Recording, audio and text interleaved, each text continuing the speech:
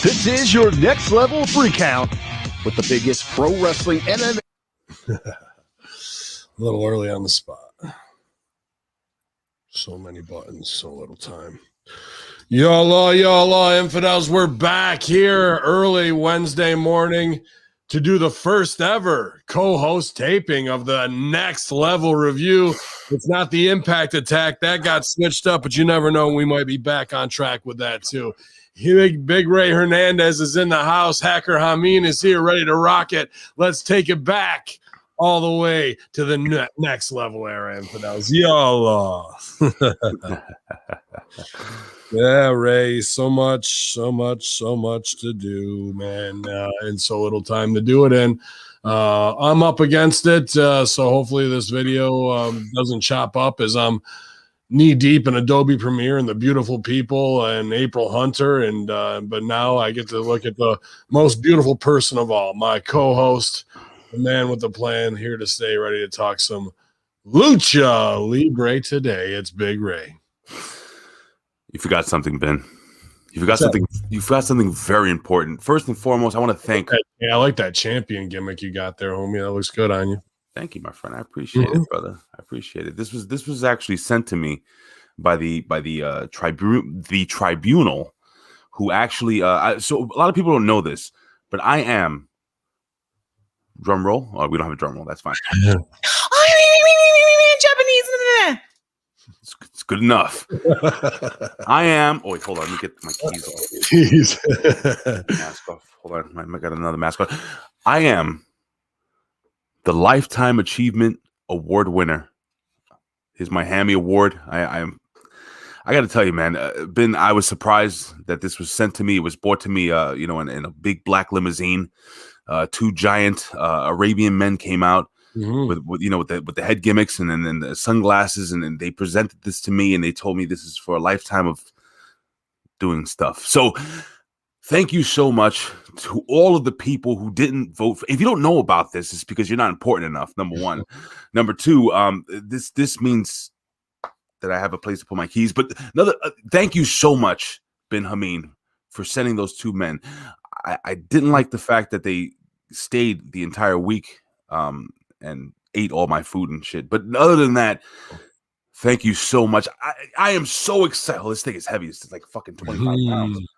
Ben Hameen, I am so excited to be here. I'm so excited to take our podcast game to the next level. And the reason why I was sent this Lifetime Achievement Award is because I think officially, except for the fucking Conspiracy Horseman, I have been on every single show here at Hameen Media.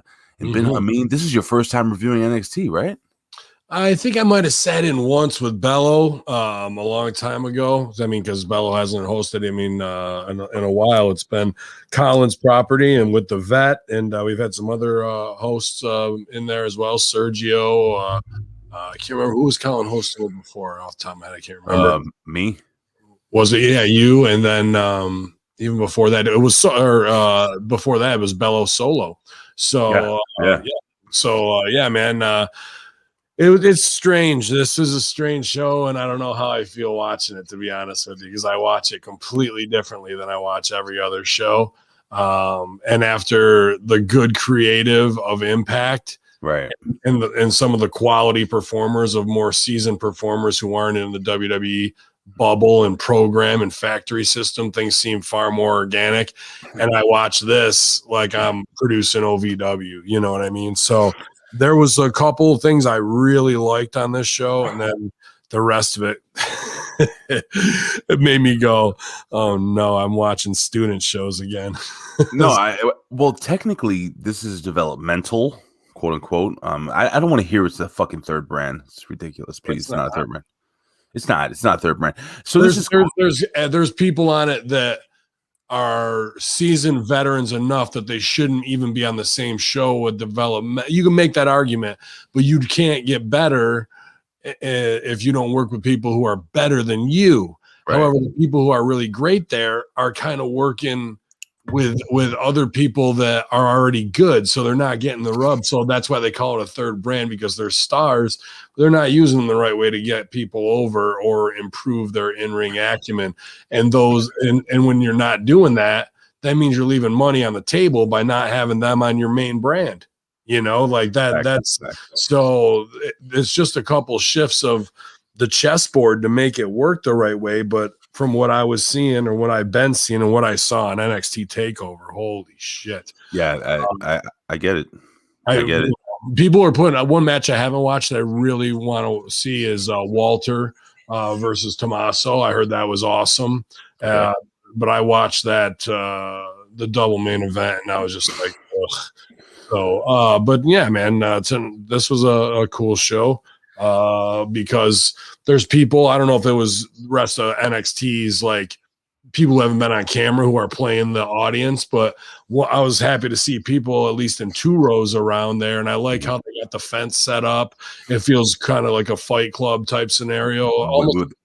With the glass, and then they also have the screens and everything around it, kind of giving it like a Running Man type feel for the movie. Yeah. I like that. I gotta get right off the bat. I'm gonna tell you this honestly. It was kind of cool for me because again, I hadn't reviewed this in well over a year now. You know, I was doing with Colin or about a year, so I got to see. So a lot of people on the show today, I got to see develop into who they are right now from what they were when they started. Number one. Number two, I got to see some faces I had no idea about. So I came into this show and I wanted to do this. I wanted to do no research. I was going to watch the pay-per-view and I said, you know what? Let me not. I want to come into this NXT as a brand new customer, fan. Sure. Saying this is my first time. So there are a couple of questions I have that you probably won't be able to answer. Hopefully people in the chat will be able to answer for me. Like why these guys are in a feud. Why did this guy quit? Why are the 2 lesbians angry at each other and why are they fighting? So many questions going on, but Ben, I'm excited about this, bro. And yes, I am going to miss reviewing Impact, but at the same time, we may be back over there sooner than later after Sammy just reached out. So don't say no. Sammy the Bull, Gravano? Sammy Callahan said, bro, I'm going to reach out to management and talk to them to get on your podcast. I love your show. They're all listening, Ray. They're all listening to the Impact Attack. Well, first and foremost, Sammy knows that I'm not just kissing his ass. I've been saying that Sammy's he's my 2CW brother too, man. Yeah, dude, this guy in Havoc too. I mean, we've been working together on and off on shows for 5-6 years, and we'll see each other at the 2CW reunion too. I hate saying that one person has carried a company. I don't think that's possible. I don't think one person can carry a company because there's so many moving parts to a successful organization. But like a baseball team, you do have that cleanup hitter. And I think Sammy Callahan, no pun intended, has been swinging the bat really, really well over everybody has, but his storylines have been the most dynamic. There's no doubt about it. Yeah, man. So yeah, I'll be excited to chat with Sammy Callahan and tell him how much better looking he is than you. There's no doubt about that either, man. None whatsoever. So that's for right when we switch gears, like that's when the dam breaks and here comes the flow. So I'll get a hold of Ross Foreman over there and try and get that cleared, and we'll get something set up, even if we got to do it at a time that's not live on air and we do it as a special. You know what I mean? Something where we can help do business. This thing is great, by the way, Ben. I love this. I mean, I've has so many different uses. I mean, I scratched my back with it. I'm surprised you fucking don't get PTSD after the time I slapped the shit out of you and you see that fucking thing there. What are you talking about? Yeah, no, that's based off of Khashoggi's real hand right there. So that's really? Yeah, not a lot of people know that. So I did not know. Yours is special. It glows in the dark. If you leave it in the sunlight, it should kick up a little light in it. Oh, listen, Ben, there have been many a times already since I've received this award while the 2 giant Arab men were watching that me and my lovely woman were making love under the light of this beautiful trophy. Unbelievable. All right, we better straighten up and fly right, because it's the former host of the Next Level podcast, the Vet, is in the house right now. You guys appreciate the Vet, my OVW brother, who's definitely got all that Rip Rogers knowledge. So I hope you guys were sitting under his learning tree, and definitely great to have him looking at this show as a certain way. But he also, you know, OVW and Impact have quite a relationship, or have had quite a relationship throughout the years. And, you know, I know they'll do well there. And I bet they're really going to enjoy tuning into that Impact creative. You know what I mean? Well, I got to tell you, man. First, you know, guys, I listened to your first show. Great job. I didn't know the vet was such a handsome, strapping young man. Oh, yeah, Army too, bro. You got to keep yourself clean, and you know, he's also been working his ass off in the gym for the last couple of years too. So he's doing well. Yeah, the only thing is, you know, I got to be honest with you, Ben. And are we recording right now? Are we live? We're live, baby. All right. Well, you know, Colin, you're the shits. Colin, you are just the shits. I swear to God, vet. I don't know how you do it every single week. I mean, my heart goes out to you, and he continuously hits on him online. It's sorry, yeah. Vet. Well, that's in the chat. So Ray, if you do need any help with storylines or what's going on, I'm sure he's going to be our go-to that way. If there's business that we're, you know, it's going over our head. I saw I got a little staticky there, but I'm rendering beautiful people in the background, so my computer is stressed. It's out. It's cool. I just don't want to deal with any type of Me Too movement, you know, because Colin hits on the vet all the time. It's a weird thing. It's Colin, bro. It is Colin. Listen, Ben, why don't we jump into the 3 count? We have a brand new 3 count theme song. We had an intro song, but Ben, I guess, doesn't want to play it because. I will. I'll be happy to play that, Ray. I just got to bring it up here. So this is the official intro for the next level. See, vet, this is how a lifetime achievement producer produces. Not like Colin. I'm gonna hold this while you do this.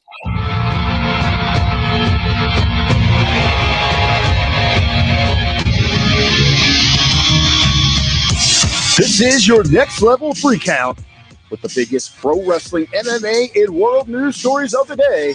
Now, back to Big Ray and Big Hamid.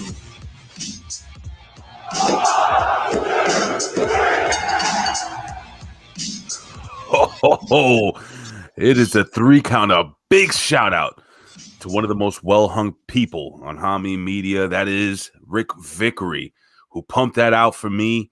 I asked him 2 weeks ago, but he just snuck it in last night. Thanks, Rick. Yeah, man, he's been super busy. Did a great job during WrestleMania. All hands did, working on HMG stuff from Kaz and MSG and El Plaja, really, and Colin really getting the word out, trying to hit those WrestleMania trends to get more spotlight on the A show. We just had crossover. April Hunter is on Beautiful People this week, so it's triple Beautiful People with April Hunter joining, and we had Stevie Ray and Damian Sandow together, or Aaron Stevens, whichever you prefer. So Colin's been working real hard on the A show brand, 2-man power trip brand with RBV, really promoting everything we got going on with RIP. Stevie Ray TV is just getting unbelievable guests. I was actually talking to Adrian Yanez from UFC, and he's in Houston, so I'm trying to get that linked up too to hype the UFC 262 there, man. So all of HMG producers, and obviously you with Big Vito brand killing it with just some of the most real and heartwarming content, whether it's Wrestle Talk or, you know, I Love Vidi. You know, everything you guys have been doing is just off the chain, and Goldilocks too. So we were promoting that all through WrestleMania weekend. And, you know, when you got to work and do the social media to hit the trends, you kind of don't have as much time to enjoy it. So I just wanted to appreciate all those guys for pumping those great brands that we're working with and collaborating with. I got to put over Rad Rob. The series, absolutely. The Rad Rob, you know, turtles are fucking awesome, by the way. I don't know if you guys know that. They're totally rad. The series that Rad Rob did over the last week or so. Rad Mania, baby. Rad Mania 3. Fantastic. Excellent. Great. You know, they had this guy, Ben Hamid, on. He is just fucking amazing. Just we're talking shit about a dead woman because I never enjoyed Miss Elizabeth. After I get on the show, I was like, I fucking healed on somebody who didn't deserve it by any means. But you know, that was just what I felt. Remember, Ben, you told me nobody deserves anything. You know, they earn it. It's true, they earn it. Well, she never really. I remember as a kid, I was just having flashbacks as a kid. I was way more Scary Sherry than I was Miss Elizabeth. Okay, so, but that is, here we go. 3 count, Ray. What do you got ready to roll out here, man, for the first ever Hameen and Big Ray next level review? Well, since the vet is here, I'm a little nervous, because You don't gotta tell me. There's probably nobody unless they're like super. Not even if CM Punk was in the chat room, I'd be less nervous than when the vet's in there. Yeah. I get triggered by the vet because he commands respect in the ring, and he always took our business very seriously and always showed a ton of respect to it and wanted to do the right business. So the vet, man, my asshole always puckers up when he's around because it is time to fucking be on your A game. No, this is not kiss the vet's ass, but I got to tell you, man, I enjoy the fucking show. Like the chemistry between he and Colin, and they did Impact Wrestling this past week, and I enjoyed it so much. They're so funny. And Colin, I fuck with you all the time, but you're just the fucking man. I love you, buddy. Anyway. All right, dude. So this is a little bit of pop culture mixed in with some MMA news. TikTok star Paradise, she has 500 something thousand followers on TikTok or whatever. Anyway, I don't know if you heard the story about how she accused Jake Paul. This is just coming out of being forced into a sex act. Now I'm gonna tell you. I'm gonna paraphrase and tell you what she said. She cut a video. She didn't go to the police. And this is reported by ESPN, by the way. But there was a 20-minute video that was posted on YouTube last Friday. And she didn't say that, she said that basically Jake Paul came into the room, or they were making out and stuff. They went up to the room, right? And before they did that, they signed an NDA. So this is basically a paperwork stating that if you come into this premise, you're not allowed to say anything about it to the press or anything like that. Whatever happens in Vegas stays in Vegas, basically. Long story short. So this is what happens. This is the way she says it. I sent you the video, but I know you're super busy. So anyone who hasn't seen this video, you can Google the young girl's name, Justine Paradise, and see what she says. I think, my humble opinion, I'm not too sure about it. Now this girl's got she's got 500,000 OnlyFans, you said? TikTok fans. She's a big TikTok star. She's a beautiful, beautiful young lady. But here's the deal. Again, she didn't go to the police. She went straight to YouTube. Okay, straight to YouTube. Now, this is what she accused him of, and I'm gonna again paraphrase. She says that basically, and I'm paraphrasing, that they went into the room and they were making out, and then she wasn't feeling it, right? So basically, she was like, "Oh no, we could just be friends," right? Then apparently, Jake Paul proceeded to stand up, pull out his gimmick, shove it into her mouth. And before she knew what happened, he finished within 20 to 30 seconds because she was like, "Oh, we could just be friends."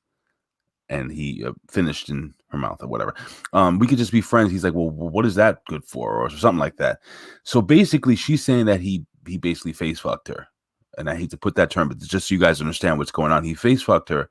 How does this happen? And why is this? And then when you watch the video, she is just like, it looks like she's cutting a promo.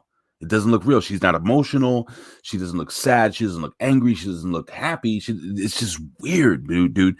So this is a big deal because this guy just came off of taking a stunner from Kevin Owens at WrestleMania. Now this is literally just breaking. Oh, hold on. Now you say Jake Paul or Logan Paul?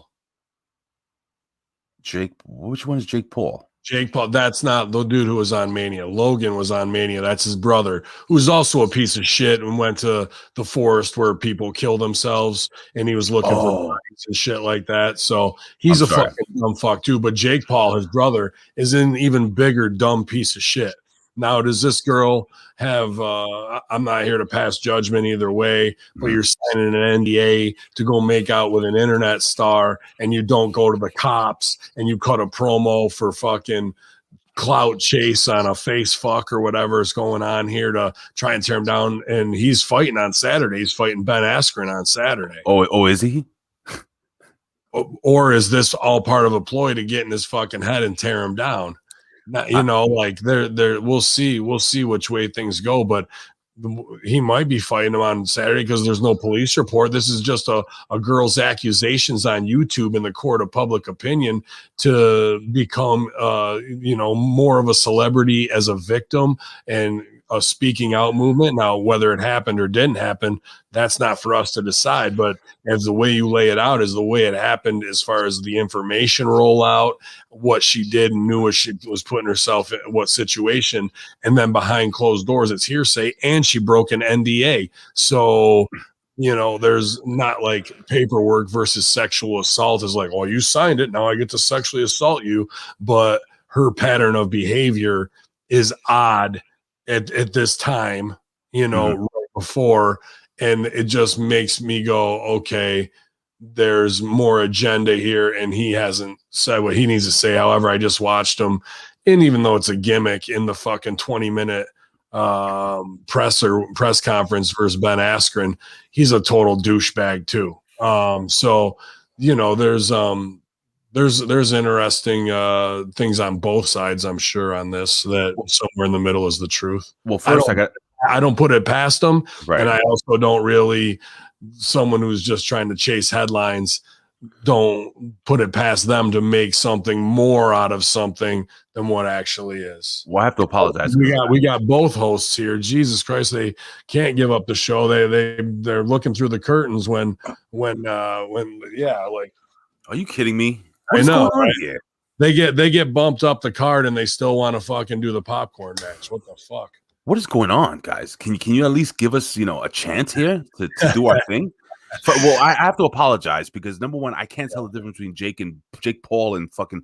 All right, so Logan's the boxer. This is the guy. No, they both are, bro. They both train. They both are. They both do these celebrity fights. Jake is the guy that that hopefully will get his face smashed in by Ben Askren this week, right? So this is the guy that's accused of basically.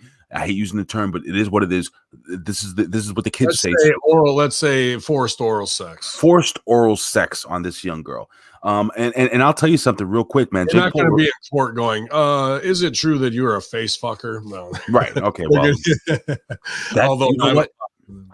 that's Colin's new gimmick. I'm going to call him the face fucker. But listen, so I'm going to read this quote before we move on. So Paul replied, and I quote, sexual assault accusations aren't something that I or anyone should ever take lightly, but to be crystal clear, this claim made against me is 100% false, Paul said during one of his posts. And he said, I will fight this to the end and prove my innocence. Dude, he came right out right away. Now, here's a problem. If this girl is lying, she'll probably do some time or something, right? She has to be. She's making false accusations. She wants us to be the police. Is that what it is? Like, she wants us to call the police for her? Like, what the fuck is going on, dude? I don't get it.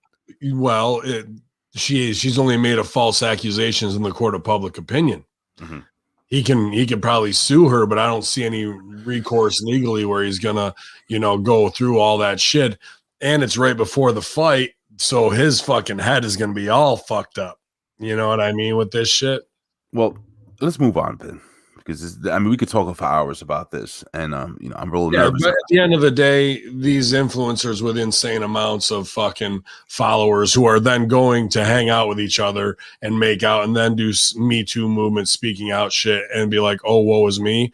They're all in the same big boat of fuck faces. Nobody in here is a fucking babe in the woods who's being preyed upon. They're all pieces of shit chasing fame and fucking money at any cost. And I'll fight all three of them in one night, her and the other two. Well, here's the thing also, with all this happening, I wonder does it reflect poorly on the WWE that his brother is involved with this now, coming off of WrestleMania?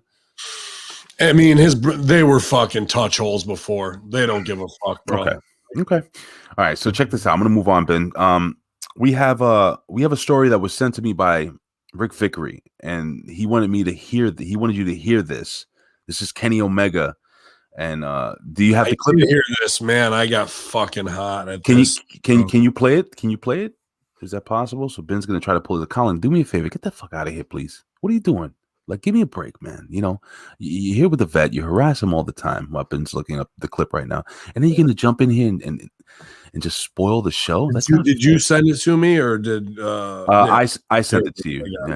All right, here we go. In a way, basic professional wrestling training doesn't really mean anything. I mean, what is chain wrestling, what is psychology, what is the proper way to wrestle. No one really knows. In my mind, and this is probably because I'm not really a fan of wrestling anymore, I just think there is entertaining matches and not entertaining matches. I don't think that if you do a perfect 4-step match, that means you're a good wrestler. I think that if I watch your stuff and I'm entertained, if I can show that match to my friend or my dad or my mom, and they can laugh or they can say, hey, that was fun to watch, that's what I think a good match is. And that's kind of why I am sort of a not a wrestler's wrestler, but I'm more of like a special interest wrestler. But being that way has kind of allowed me to keep a job, luckily. Ben, first, that was for people listening on the podcast. That was your god, Kenny Omega, AEW fans. Ben, I'm gonna let you go on this one.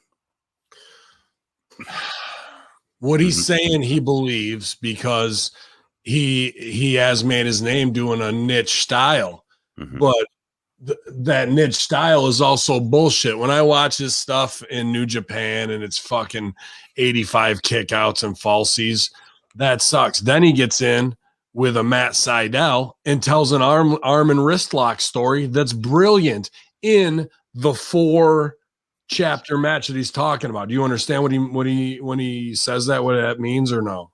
Yeah, I'm assuming it's there are 4 parts to every single match. There's a beginning. You know what they are? Okay, so let's call them what they are in wrestling terms. All right, just to smart people up. The shine.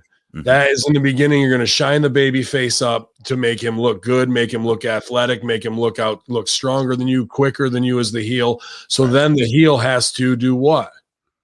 Get heat And cheat. He has to go from wrestling to striking or do something dastardly that gets him on top. So shine's the first part, heat's the second part. Heat. Then what's the baby face have to do, Ray? Comeback. Make your comeback. Shine, heat, comeback.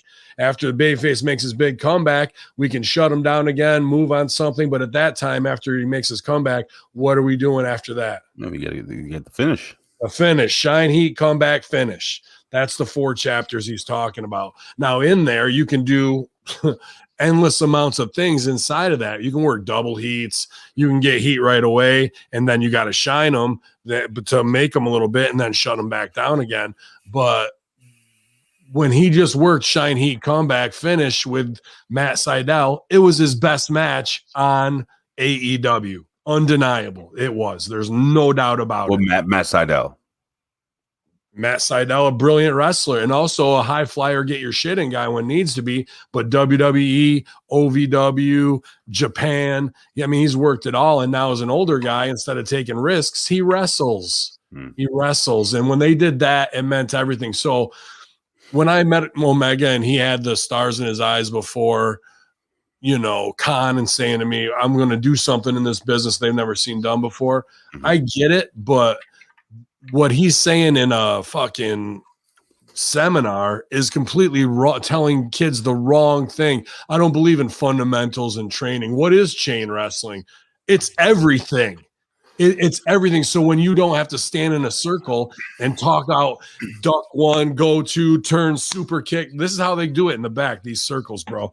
Boom, turn and duck and back elbow, set you up, backbreaker, whoop, whop. I'm going to go up, hit you with the snake. Like they walk through every single thing.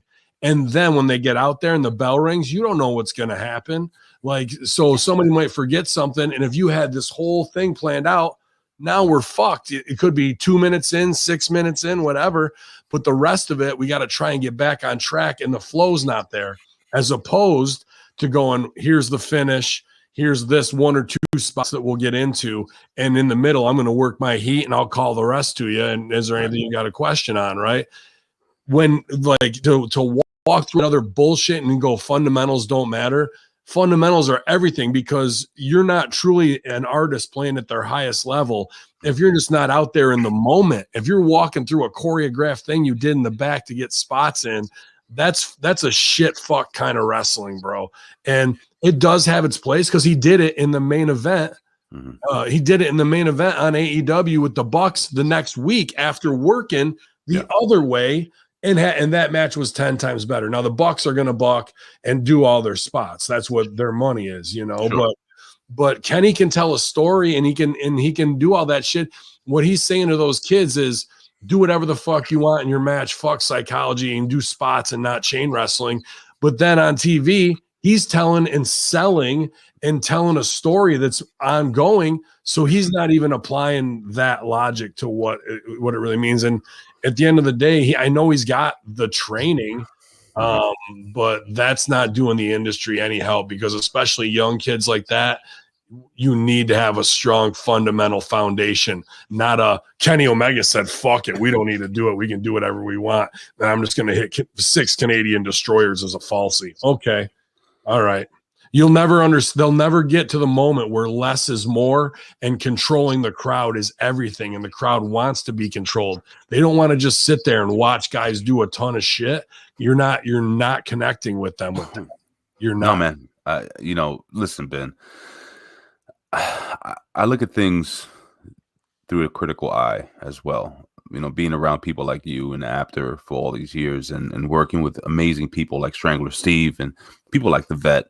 I can go down the list of people who have done so much in the industry and worked so many places all over the world, Vito, and understand that this, I know this is a new era of professional wrestling, I guess. But, you know, sometimes things don't need to be changed.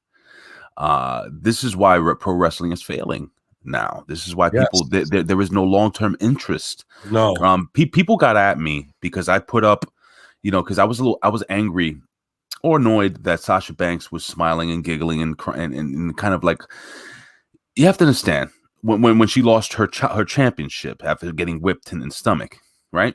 Here's the deal, man.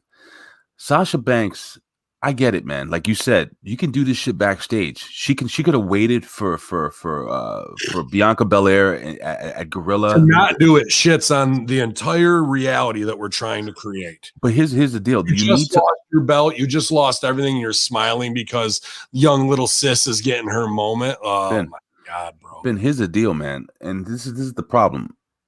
If you are a superstar now, even if you're wrestling in an independent circuit, there are cameras everywhere.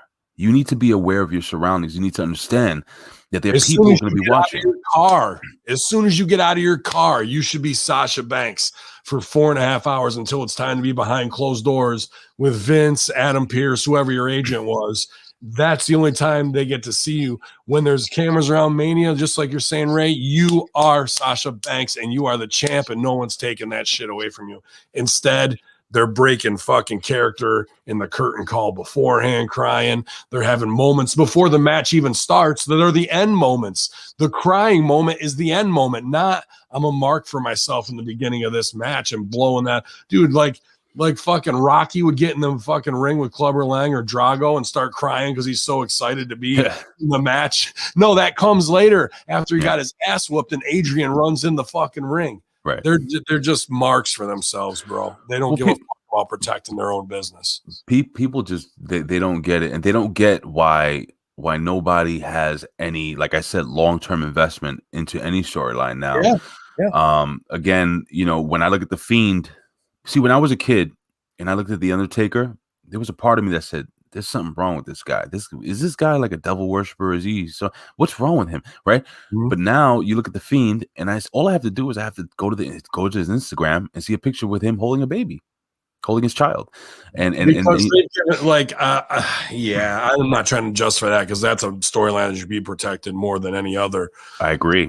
He's not the biggest offender, but dude, imagine you're that guy and how many times they fucked you up and fucked you over. Oh, they fucked him over so many times. That's not the point. Nobody's been fucked over harder than Bray Wyatt. But that's not the point. The point that I'm saying is that, you know, again, cameras are everywhere. Sure. Kayfabe is dead.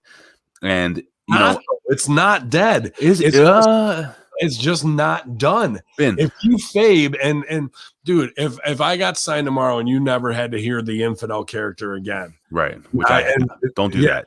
And fucking, like, if I was back to the real me constantly and it was, yo, Allah Moran, yes, I'm here. Not you in WWE, no fans would ever see me outside of character break. And you don't see it at indie shows either from me, bro. I don't stand out at merch and fucking talk conspiracy openly with fucking people who listen to the show. When I'm out there, it's $5 face slap time for all of you pathetic. So like that's bullshit to me. That when I'm not trying to heat on you, when people say kayfabe is dead, it's only because the shitbags in this industry refuse to fucking hold up the realities that we're trying to create for the rest of us. And that's why I fucking stand out on a show. Mm-hmm. That's exactly why I stand out on a show. Well, look, man, look, I was on Facebook trying to defend my stance, and I said real simple. And you know, people, well, wrestling is not a movie. Well, you know what? It is supposedly entertainment. And here's the deal. I said this. Never have you watched a movie where in the middle of the movie, you have the bad guy who's about to actually die or get killed or get caught by the cops. And then he turns to the good guy and says, "Hey, man, you did a great job. I'm so happy you know, that you got over." It doesn't happen. It doesn't happen. So we have to be invested in these characters. We have to really believe that Sasha Banks she's 0-6 at WrestleMania. This should be soul crushing to her, but no. And I get it, sweetheart. Look, young lady, you're happy for your friend. I get it, but don't do this shit where you have people everywhere with cameras because hold on, if it wasn't a story, then it wouldn't have been recorded and it wouldn't have been reported. There's a reason why it's out there, and that's because it's not the right thing to do. And you can argue with me all you want out there, and you can say that I have an old school mentality and all this other shit. Fine, but don't complain to me that you're not fully invested in these characters when this is what's going on every single week. They worked their ass off to get up to that point. I'm not saying any of those girls don't put in the miles, the time, the makeup, the training. Mm-hmm. They do. But why would you put all that time and effort in only to fucking blow it off for 3 seconds of mark out shit that you could do backstage? Makes no sense. No, exactly that. You work your ass off to be a superstar, and then when it's time for you to be on camera as a superstar, you do the mark shit. Yeah, man. And like, I don't understand putting in all that work just to fucking do that dumb little shit and not be in the moment, knowing exactly where you are at that time, dude. I'm gonna have to blame Colin. It's insulting to the fans who fucking invest their time. I'm gonna have to blame Colin for this one. Ben, we're gonna jump into the last quick story. The police officer who shot Mr. Dante Wright, Kim Potter, resigned just 22 hours ago. It came out, and I have a lot of thoughts about this. Sorry, say the first part again. So Kim Potter, she is 26 years on the police force. She was the police officer that actually shot dead Mr. Dante Wright. Oh, the new shooting with they thought it was a fucking taser, but it was the pistol. Is that the one? Yes, sir. Holy shit! Wow. There's so much fuckery here. I'm gonna give an unpopular opinion right now. I genuinely think the girl made a mistake. I hate the fact that they're trying to make this a race baiting thing, that she killed him because he's black. Number one, look, let me lay the cards on the table here. You know, the kid was a kid. Well, he was 20 years old. He was a grown ass man, and he did have a record. Okay, he did try to evade police officers by jumping back in the car when he was told to get out. I look. I understand, you know, people getting pulled over, people getting shot. Do I think that she meant to shoot him? I think she was just fucking nervous, and she pulled the fucking gun out and she shot him once, which unfortunately led to his death. And I think this was an extremely tragic accident. But now with her resigning with 26 years on the force, if I'm correct, and she will be sued apparently. Does she keep her retirement? I believe she does if she resigns. She has 26 years on the force. Yeah, I think she should keep her retirement. This is we live in such a hot button time with guns, race issues. It's this all inflamed by fear and hate. Those are easy emotions to control people, especially to get agendas done. But when it comes down to the one-to-one person of that, was she effed up? Well, if she's on the force 26 years, she better damn well know the fucking difference between a taser and a Glock, and Right. and which hip it's on. And what does every officer say? Well, I go to my training.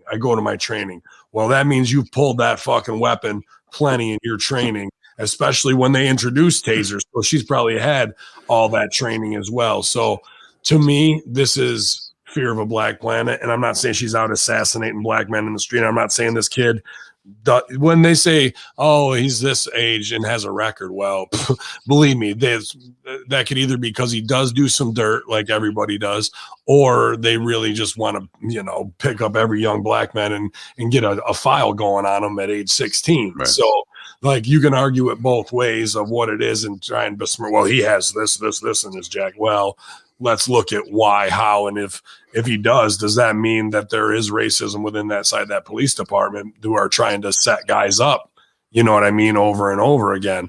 I'm not saying he's a fucking model citizen, but right. At the end of the day, she took somebody's life. I'm sure she's not happy about it, and knowing Of course not. It's a focal point of, the boiling kettle of American racism here, of what it could do, especially when we're in a George Floyd's trial for his police officer. So it's just one on top of the other, where it looks like excuse me, we've learned no lessons, and now these excuses of, I mistook my taser for my pistol. That's as insulting as it can be, bro. No, I get you. Yeah, dude, a taser's a bright yellow piece of plastic.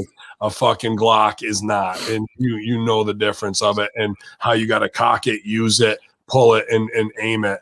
Like, it might be sensitive. You're not just gonna go whoof and shoot once and be like, oh shit, the wrong one. I put pepper, not salt, on my fucking sandwich, bro. This is lethal force. I got to read this real quick before we jump into NXT. So I have a friend, A-Track Brown, and he posted something, and he posted it was a conversation between him and another young African-American gentleman. And I'm going to read this verbatim, because these are two African-American gentlemen who come from the hood, who've been through shit. A-Track, I don't know if you know, his grandmother was brutally murdered here in New York City and made the news. Unfortunately, he lost his grandmother. There was a person that went around, he was kind of killing old people, and A-Track lost his grandmother. So this is coming from a man.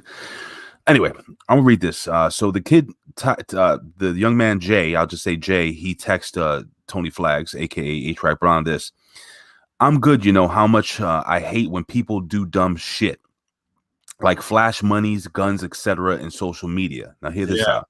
Hold on. He was a wannabe thug. George Floyd at least admitted to his wrongdoing and did his time like a man. This kid never showed up in court, tried to escape when he got caught. Nah, man. I'm not joining in with people on this one either. Fuck that. Not every N-word that gets killed by the cops is Nelson Mandela. Yeah, I think that's a bright, a very smart way to look at things on a case by case basis, and not look at things as a black versus white issue that's going to fuel, because that's what they really wanted to do, to separate and divide. That's at least a thinking man who can say, here's this individual case, and what this guy does kind of speaks to his character a little bit more than what's going on. So I think just like the first story, I think everybody's got some onus of being wrong in this. Unfortunately, one of the guys isn't here to fucking defend himself, Either way, it's a shame, man. It happened not too far from the Derek Chauvin, whatever the hell that asshole is, his trial. So a lot of shit, man, going on, and I'm just, it's mad fucked up. And I hate to use segregation as a method for anything. Mm-hmm. But I think there needs to be a huge, not like this is any brilliant plan I'm coming up with, but I think there needs to be a complete black police force in urban areas where there's an issue like this, because keeping white cops in those areas and active is only gonna, because when something goes off, it's gonna be a flashpoint every single time. So how do we nullify that conversation?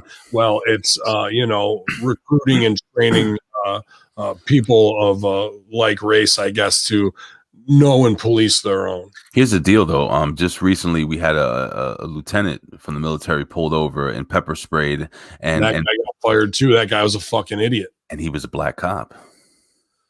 Yeah, and so Spanish cop. I'm sorry, a Latino cop. Well, I mean, there and again, it comes down to a case-by-case basis, but we can also do things that will prevent as prevention measures that may cut back on those things happening. So, yeah, this has been, I mean, based around this from 9/11. Think about before 9/11 of the world we lived in, if you can even remember it, Ray. Then we go to war and everything's Bradleys and fucking Humvees. Even in sales, like at OVW, guys were buying Humvees during that wartime just to normalize it.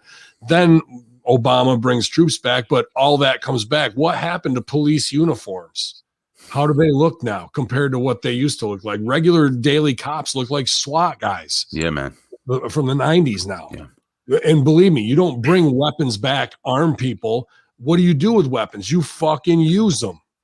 Whether it's surveillance and all this type of shit, bro. It's just us with a more militarized police department. And when you fuck with the military, they're not trying to enforce law. They're judge, jury, and executioner.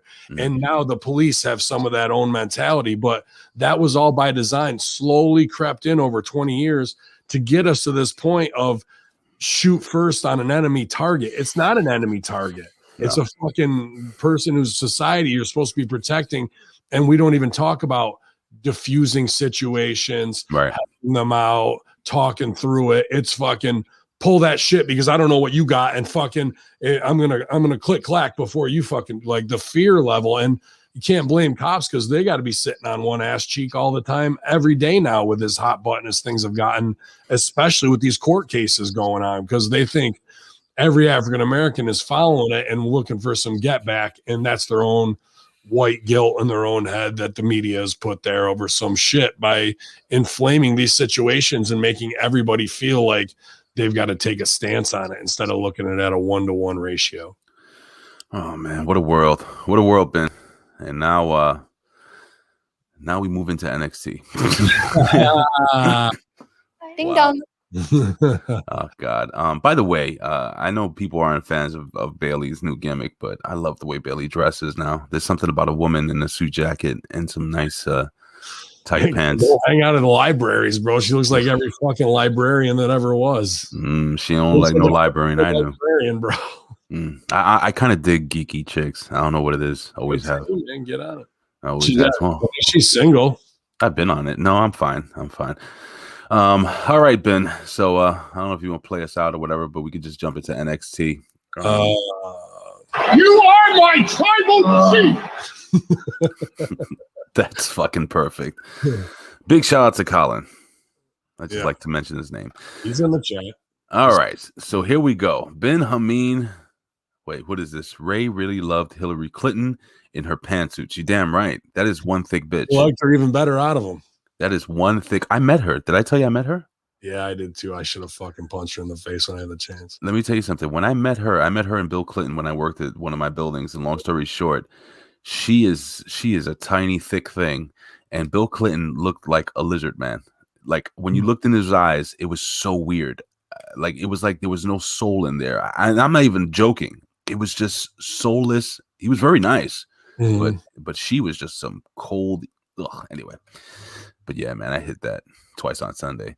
So here we go, ladies and gentlemen. This is NXT, your Next Level podcast, and we are reviewing WWE NXT for April the 13th, 2021.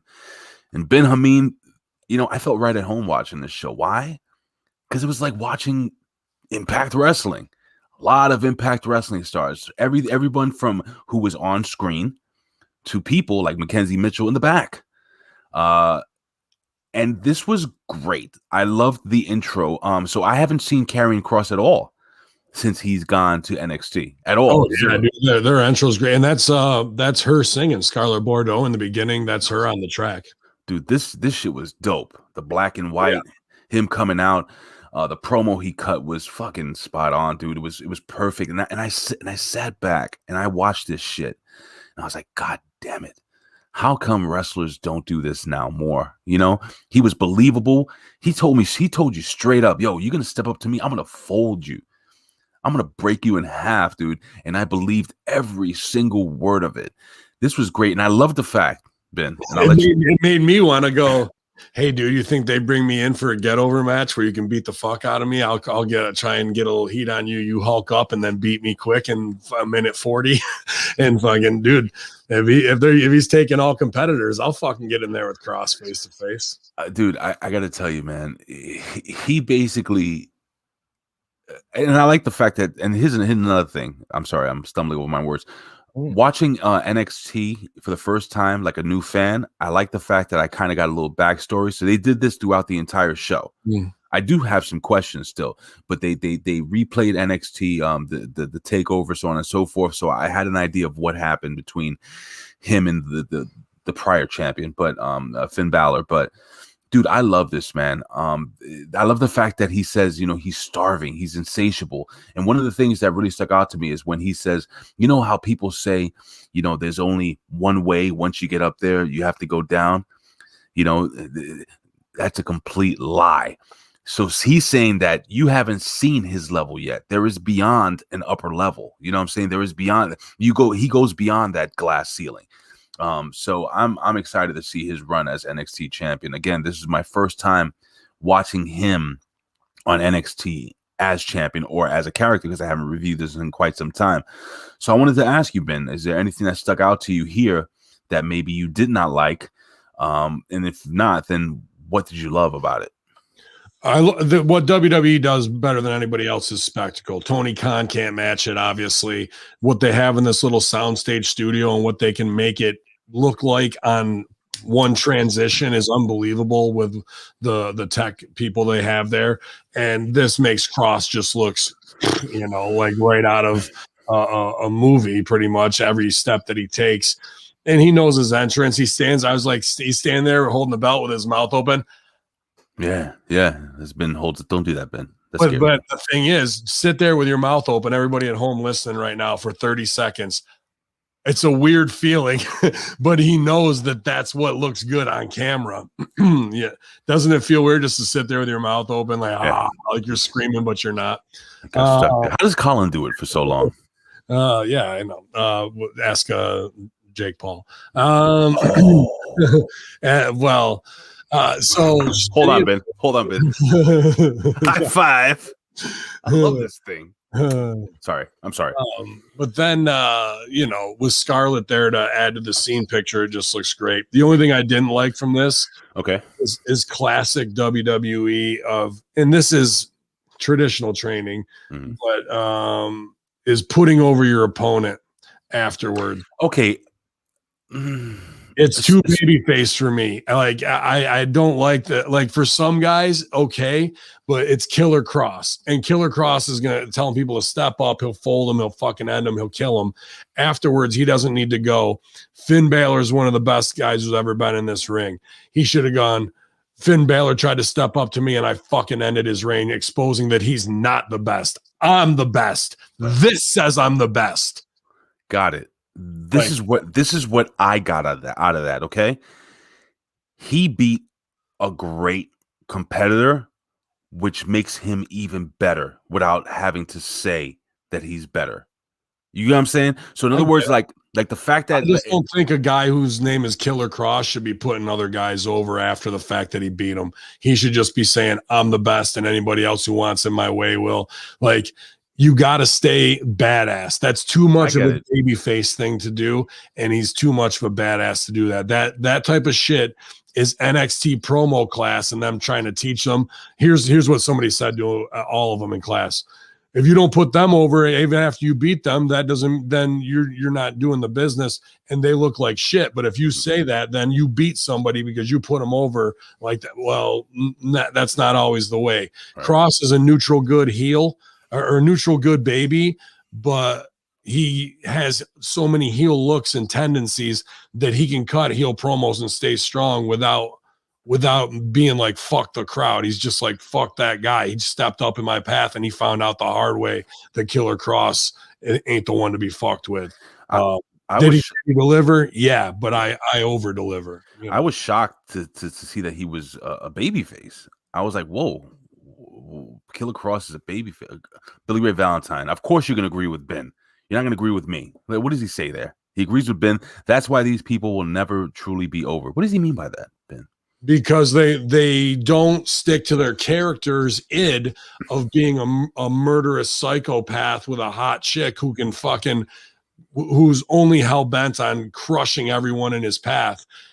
A guy who does that doesn't stop afterwards and look at his enemies and go, this guy was one of my greatest enemies ever. You stay on the id of your path of fucking going forward and kicking the fucking shit out of people. Randy Orton is that guy. Mm-hmm. Randy Orton doesn't stop and put dudes over afterwards. He's always, and to be honest with you, that's the match and the tag team that I want to see.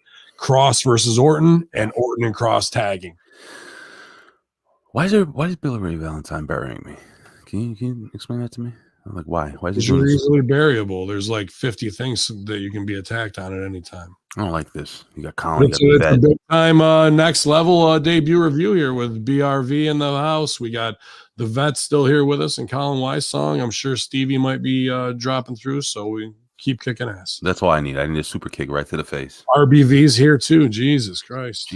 Everybody's here. The alien. Oh boy, here we go. So get Cross on the red and blue stage now. Yeah, but I don't think you're going to see that till earliest at SummerSlam.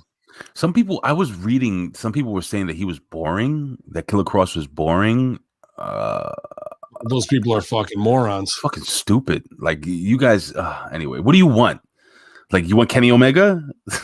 You want that dude wrestling a fucking doll in the middle of a ring? Go ahead, take him. Killer Cross has the most money written on him of anybody in WWE. Absolutely. I got your forbidden door right here. All right, so here's the deal. Ben, I was so happy to see our boys from Impact Wrestling. Yeah. What was their gimmick over there? The Rascals, and now they're Rascals. MSK. Yeah. What does MSK stand for? Must see kids. But they're men. I guess they look like kids, you know, and I'm sure they can. Well, you can probably change MSK to a bunch of different things. That's just what I heard. You know, it's like Wu-Tang, witty, unpredictable talent, all natural game, Wu-Tang, right? So what can you turn MSK to now? Seriously. All right, Ben. It take a minute. I can find. What's his name last night? Das Sub. I did his birthday promo, and he said he worked at IBM. So I came up with international bowel movement. Call him a piece of shit, and then on the infidel bullshit meter, he ranks pretty high. So you know, if this was another time, we could call them the mad skilled killers or something like that. But I'm done a lot. Mad skills is good. Yeah. Crew, and you just make a mad skills crew. Sure.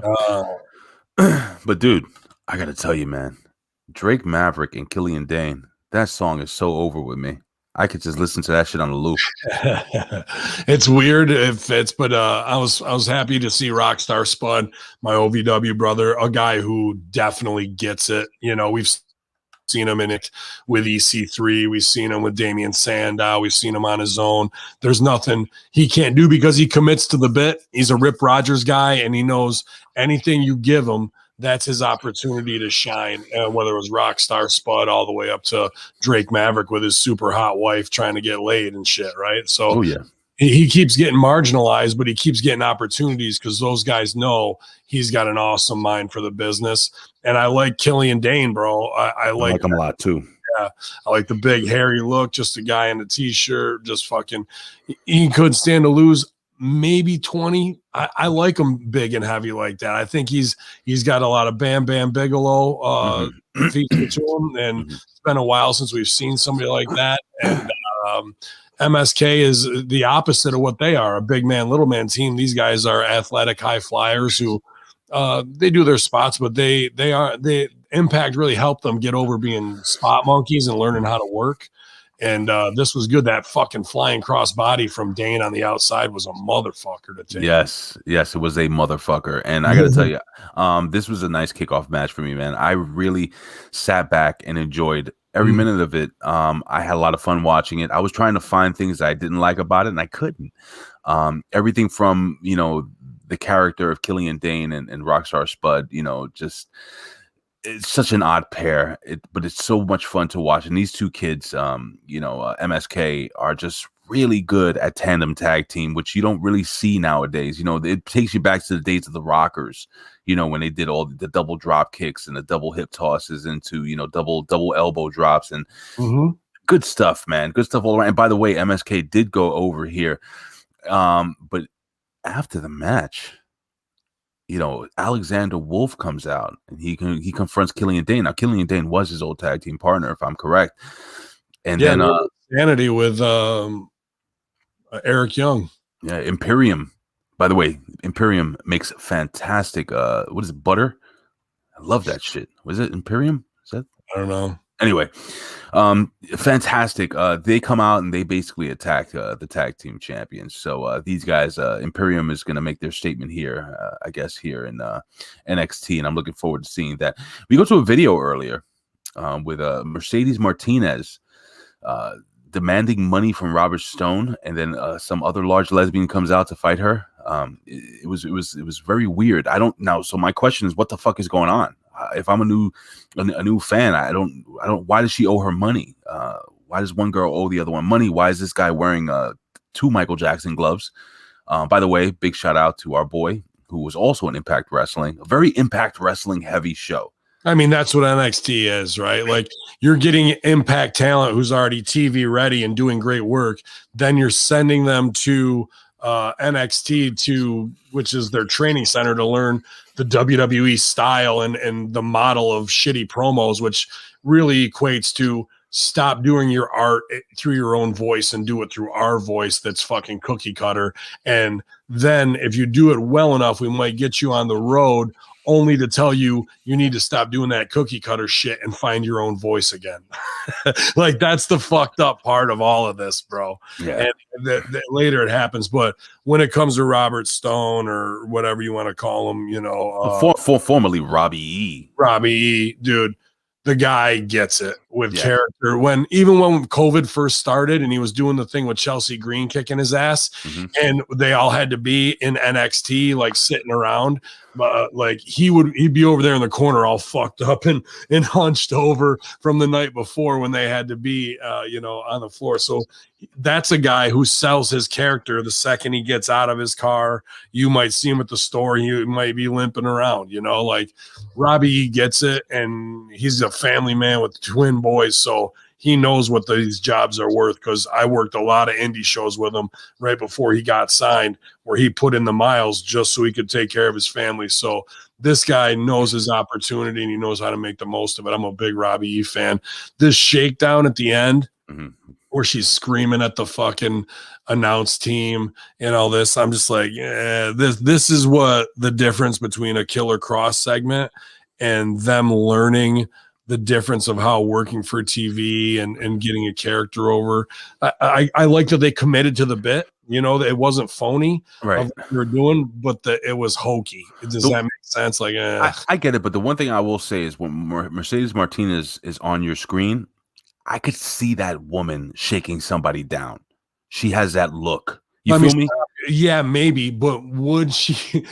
It's the fact that we're doing a shakedown at ringside in front of the cameras and then going to scream at a wrestling fucking table. That's not how shakedowns go. Shakedowns go, show that girl getting paid, maybe some reason she fucking sold merch or some tickets or some shit, and somebody hands her an envelope of cash. She turns the corner and somebody fucking grabs her and pulls her in, and then we get the face-to-face close-up scene. But at ringside, it's like, okay, that is Southern wrestling phony as fuck. Like, they came in, boom, these heels out of nowhere came in and beat the shit out of a babyface for another heel, and then you hold up the envelope. There's the payday, dude. Right. That's OVW Southern shit as fuck, man. Like, that would never fly in the Northeast. I would have shot this a little differently, where I would have had the camera people backstage maybe hearing a commotion backstage or hearing an argument, and then kind of creepily going in between a curtain or behind a wall or something like that, and just kind of videotaping from afar what's going on to make it, to give it a little more of a realistic, Sure. and then anyway. But anyway, the two large angry lesbians are going to wrestle each other next. But before that, they gave a video package of Adam Cole versus Kyle O'Reilly, and I'm going to go back and watch this match sometime this week, because these guys apparently beat the living fuck out of each other so much. Don't go back and watch it. Okay, one thing I did like, it's infuriatingly bad. Okay, one thing I did like, and I found it actually funny, I got a chuckle out of it, was when they're being wheeled into the hospital side by side. Do you remember Rocky 2, when Rocky and Apollo Creed are in the hospital and they're yelling at each other after being That's where they took that from. I'm gonna kick your ass. You know what I'm saying? This isn't over. This type of shit. That's where they got it from. So you're suggesting I do not watch this match? It was trash. They do so much extra dumb bullshit with weapons and go homes that should have been the finish. They go an extra 8 minutes just to do all this terrible dumb shit, and then they're back up and not selling it. When then it was on at the end, so we've seen plenty of other shit, so they think they got to dial it up. But there's no money written on either of these guys. Adam Cole gets it. But Adam Cole got over by being one of the Bucks boys in the Cool Kids Club in the Indies before there was AEW, and getting on being the Elite. Then from there, when everything was starting, he parlayed that by that little self-image boost from them giving him a shine. Cody did the same thing. So did Skrull.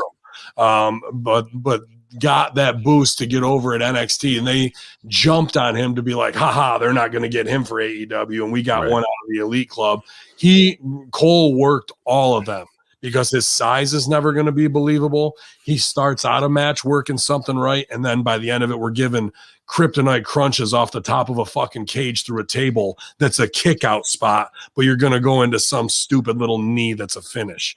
So in the beginning, tells a great story, and then they blow it all right out their ass by the end. And then this match was just egregious, dumb weapon thing after weapon thing after weapon thing, where if I hit them with one of them, that's the fucking finish, not 19 different weapon spot shots. It was bad. I got it. It was embarrassingly bad. It shouldn't have been on the show. And if people give them the standing ovation afterwards, that shows that NXT is a factory cookie cutter system. That match is more hardcore than anything on Mania. You're going to put it on next level between two guys who look like they work at Annie Ann's Pretzel. Fuck out of here, bro. Ben, tell me how you really feel. It's bad. There's not money written on them. Ah, God, where's Billy Ray Valentine when you need him? Well, we do have the two young ladies. We have Mercedes Martinez and Jessie Kamea going at it, and Mercedes Martinez goes over here. Listen, Jessie Kamea, she did her thing. She fought hard, and she laid into Mercedes Martinez. Mercedes Martinez goes over with one big move for the win. That's pretty much, I think, how you book a match like this, Ben. It was a damn near flawless get over match. Yeah, man, excellent. I've seen this match a bunch of times in OVW, and it was done properly here. And Mercedes Martinez is a pretty seasoned pro, and she's another one who, like, let's break her and put her in the NXT system and lower the quality of what she can do. So with lower quality creative, she's getting the most out of it. I think her personality shines through. You know what? I got to say, everybody's gear looks really great, except for the guy who's coming up next. Okay. Are we talking about The Way? No. Well, that's interesting too. I need to learn more about them because I've worked plenty of shows with them, but I was talking about Kushida. All right, the Back to the Future thing is so stupid and burn out. All right, time out. We're going to jump into that in a second. Billy Ray Valentine, if you're still watching, kind of explain the whole Kushida thing to people here. Maybe you can type something in. I understand it. I knew about it before, but I saw him a year ago doing this, and he's still doing Back to the Future, bro. Yeah. And you win the title, it's time to elevate. And the hoverboard lock, nobody's popping for these stupid little pop culture references. That's never going to get him over. Don't spoil this, Ben. Hold on. We're not there yet. So we got Mackenzie Mitchell backstage with The Way. I like this group. I like Johnny Gargano as a bad guy. I think he's a great dickhead bad guy. Is it a bad guy, though? I don't know, man. I got to tell you, man, whatever it is. I know it started out that way, but it's not that way now. Whatever it is, they're fun to watch. Everybody is fun to watch here. And I got out a lot of what I did. All right, let me rephrase myself. I had an idea of what the storyline was. I knew that Johnny Gargano was a leader. I knew that his wife was down with the clique. I knew that what's his kid's name? The good-looking kid. I can't remember his name now. Anyway, it doesn't matter. The other guy is down with them. And then I know that the tall New Zealand girl has the hots for Dexter Loomis. I know this. I know all of that. It was fun. It was funny. What the hell is the name of the kid? The young good-looking kid that was in trouble. Huh? It's whatever. Anyway, so this was a fun segment. It got in a lot for me, Ben.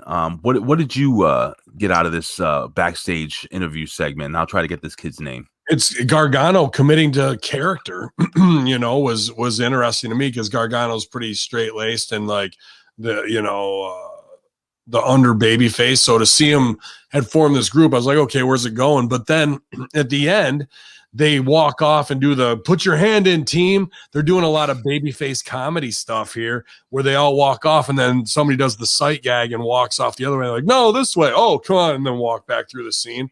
And the timing worked and it was good. But I thought what you thought, this is a heel team. But what I'm seeing here is not very heelish at all. It's almost Dark Order-esque.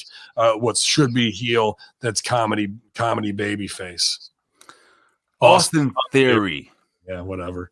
Austin Theory. I like that kid, man. There's something about that kid that I think there's a lot of potential behind it. He had gotten into some trouble, but apparently he's past that. So anyway, is there money written on him for the main roster? I don't know yet.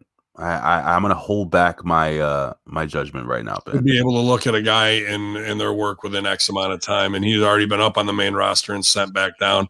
We know he can do flips and crazy shit, but is he just going to be another Gable kind of lost in the fucking mix who's got all the talent? Like, how do we really get these guys over? And I don't see them getting over. And if you don't, then why did we just waste $2 million over 4 years investing in you as a property to develop you? Well, Ben Hameen, only time will tell. And speaking of time, see what I did there? Speaking of time, we have the time splitter answering the call. Now, Santos Escobar, Ben, he comes to the ring, right? Now, we get the whole video package as to, now I know what's going on here. He is the Cruiserweight champion. I think they really make this championship something important. I looked at this. I looked at Santos Escobar coming out, putting over the Cruiserweight division, putting over the fact that his father was a junior heavyweight champion. He's a Cruiserweight champion, and his son will also will follow, like kind of like a cartel type thing. He will also follow my footsteps. Loved it.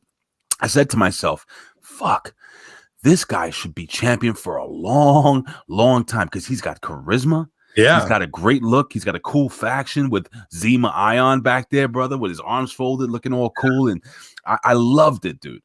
I loved it. And then as soon as he says, I'm doing an open challenge, I'm like, this son of a bitch is losing the belt. Who's he going to lose it to? Well, like I said, speaking about time, the time splitter. Fucking, what's gimmick? Yeah, Kushida. Marty McFly. Yeah, hello, Marty McFly. All right, Ben, go in on Marty McFly because I didn't get it either. People tell me Billy Ray Valentine wants to tell me that that's his thing, and and they have their own stupid little gimmicks that everyone works out and does their fucking thing, and they think it's funny and cute to do Americanized shit, dude. Like everybody putting over Japan, to me, it's ridiculous. Like, oh, they're going to Japan to do this, that, or the other. That's like going, why don't we just make Rhode Island the fucking of America? He wrestled in Rhode Island. Oh, we better fucking sign him, everybody. Like, that don't mean shit to me, bro. Like, can Kushida work? Yes. He has good facials in his selling too, man. He's really good. But I was like, oh damn, he fucking gave him the swing into the steps and shit. I'm like, that's a little much for a fucking NXT gimmick. But then he went over for the title, so I was like, well, I guess it wasn't a little much in the heat that he worked on him. But yeah, Marty McFly shit is absolute trash. When everybody else's gear looks awesome, he's still coming out in the vest trying to pop somebody on a nostalgia thing. I'm just like, ugh. Ben. Did you not love? I've never seen this before. The Lion Tamer, the Walls of Jericho onto the post. Never seen that one. Yeah, that was all right too. It was good enough heat, but I think they made a mistake here. The guy did cut a badass promo. There's a ton of meat left on the bone with that. Yes. And now you're going to put it on a guy who can't speak English. And fucking did we not learn anything with Akira Tozawa, Kenta, fucking Shinsuke Nakamura? We've learned nothing. We've learned nothing on how to get these guys over, but put a belt on them, because you know why? You know who belts are for? For karate masters? Oh, for guys who can't get over with character. Yeah, well, why don't they put, if they're gonna go with the fucking Back to the Future thing, why don't they give him a fucking a doc like manager to talk for him? They should. They should. They were going to do that, but instead we just get some hot topic fucking throwback bullshit while everybody else looks like a star. Great Scott. Yeah. Sorry. Anyway, look, I'll tell you what, man. Was I entertained by this match? If I'm Kenny Omega, yes, I was. I was entertained by this match. I knew he was going to win. I knew Kushida was going to win this match. Listen, there were a lot of big. I didn't think he was going to. Oh, no. I knew it. I knew it right away, dude. And then especially when he told his boys to go to the back, that being Escobar, I was like, all right, they're setting this up. He's going to win clean. And that's a mistake. That's a mistake, though. They did a little play off of the Macho Man Randy Savage, Ricky the Dragon Steamboat WrestleMania pin, kick out, roll up, win. I don't know if you noticed that towards the end. I don't. I was watching. Beautiful people. What were you sipping on last night, brother? I did tune in really quickly. Larceny. It's good. It's good Kentucky bourbon. So I just had a little sip. I had a long day yesterday. All right, so we got a opinion. I don't know, you had a couple of comments there. I don't know if you can bring that back up there. I wanted to see. They're just him and Colin are putting over that Escobar should be main roster, but let me tell you, got fucking Garza, Carrillo. Neither of them are over and are better and bigger than this guy. You had Andrade, which this guy is kind of like the smaller version of Andrade. So we're 0 for 3 there. So what hope if you were to introduce another Latino little badass fucking is he really going to get over? What are they going to do? Put him up against fucking Mysterio Jr. Ray comes in, bring in Garza, Luchas, something fucking stupid versus Lucha House Party, and that's his whole run. One thing I noticed during the show, Ben, was that we have new champions in NXT, and the large angry lesbian that won the first match, she says, "I'm coming for the championship." We have a bunch of people saying that they are looking for the tag team titles, they're looking for the world title. So we have a bunch of contenders here. We have one of the tag teams who I didn't know they were tag team. Again, I haven't watched in over a year. Ciampa and Thatcher, who I love. Thatcher, dude. I love Thatcher. His promo skills need a lot of work. But listen, is it just me, again, watching with a critical eye, or did when Ciampa jumped up and walked away, Thatcher was popped by that? And I don't know how they put it over. It's supposed to be like a serious thing. I don't know why. They're the over guys. They hang with Triple H and fucking Shawn. They're probably just trying to pop them. They don't really give a fuck. Okay. I thought Ciampa's energy was lowered by Thatcher, to be honest with you. I've seen better work from Ciampa than this. Those two guys, though, look like they'll fight you in the alley for a ham sandwich. That's fine. I'm 120 pounds and 7 inches taller than both of them. So got it. Let's rock and roll. William Regal backstage congratulates Kushida, and a small British guy comes out and he wants to fight Kushida.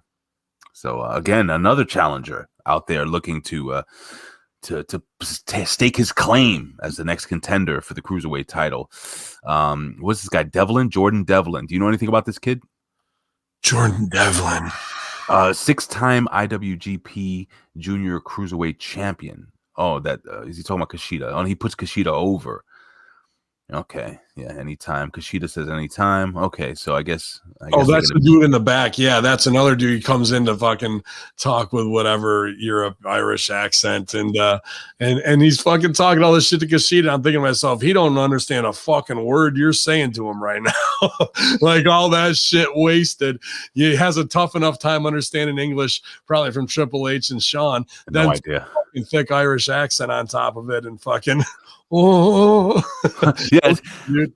And at the end of the day, no money written on that other kid to be on the main roster whatsoever. They're all over. I don't know what this ongoing joke is with Colin and the vet on they don't say main roster or something, but understand this is developmental. This is not a third brand. As much as they say it, this is a wrestling school that they mix in guys on their way down who are not over from the main roster, or people that they want to break who are already TV ready, who are their stars that stand out. So there is a main roster. It's Raw and SmackDown. There is no NXT. NXT is developmental. It is FCW. It is OVW. Absolutely. I agree. Colin, shut up. Shut up, Colin. Anyway, dude, when me and Colin were doing Next Level podcast, I saw this tall, statuesque, strong Latina woman in Raquel Gonzalez. And I remember you and Stevie were joking around about a year ago saying, who's Raquel Gonzalez?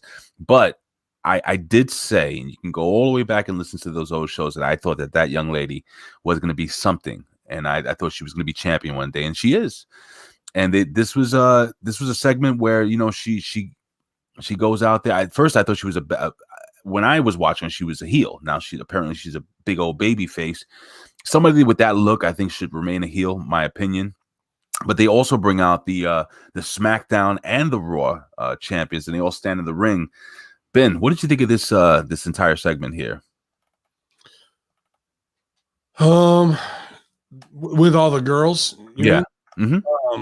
This is what WWE does better than anybody else with the championship, with painting that picture where the first girl comes out and you're like that, and then they're like, oh, Rhea Ripley, right? And fucking like, damn, now that we show that you can go from over and then or from NXT to the main roster and make it, and then EST comes out and that what they had there is a great stage picture where they don't have to say anything and it shows the entire thing. WWE does that very, very well.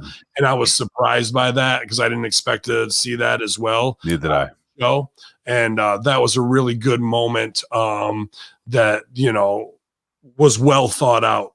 That was well thought out. It was perfectly done because, like you said, they didn't say anything. They didn't have to say anything. They three babyface champions standing in the ring, and then behind them was a picture of them when they first started at NXT, standing together. And that kind of pisses me off though. Because, oh God, of course it does. Let me just smack myself with this. Because we're trying for an organic moment, and when you do things like reference the picture, it's all set up. You know what I mean? Let's make it organic and be like, oh shit, even though they didn't know they were there, like, because when they do that, it means everybody in that scene knows these cues, and it's not an organic thing where, oh shit, Rhea Ripley's here, oh shit, EST's here. It's like, and scene and cue and like, all right, and now we're gonna do this together, and it's not real anymore, dude. Got it. Well, speaking about Chinese karate, you know what they should do?